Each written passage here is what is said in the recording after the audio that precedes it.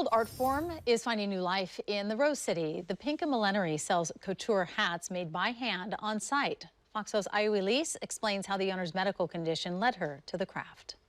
This is intro to millinery, and it really is a vast information here. I mean, there's so many different ways you can go. But I'm showing some shapes over here. This little group here, standard setups, crown and brims. Now it's the side sweep, so it's really meant to be heavy over here. Right. I love it.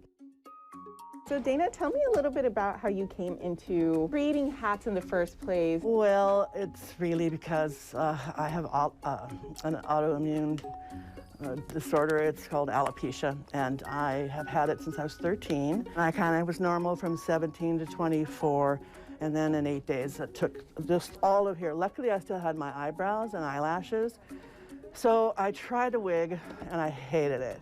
In this journey, I was trying on wigs at Nordstrom's, and the woman that worked there came over with a piece of paper and said, "I think you need to talk to this man. He's a local hat maker. He can help you." I went across the street and made the phone call, and just by his voice, it was like, I just, ever get those feelings. I'm getting goosebumps now.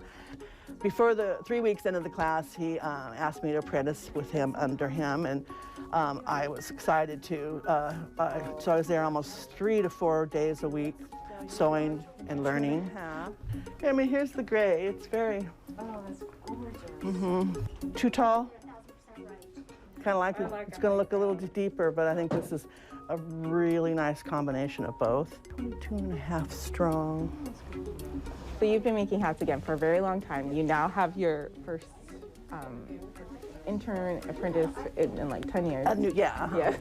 How does it feel to kind of pass on, and you've taught so many students, how does it feel to like pass on those skills?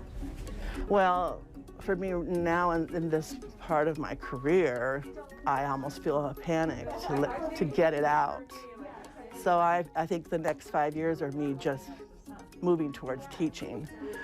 Any milliner after 40 years of the craft, your fingers start to go. And I already have issues on some designs that now are really tricky for me to do. I can't do 2 in a row, but so things are starting to show themselves, and so every milliner comes to this point, and most milliners move into teaching. So I'm excited about that. Wow, what a talent. That was Elise reporting. You can learn more about the business on our website, kptv.com. Just click on the As Seen On section.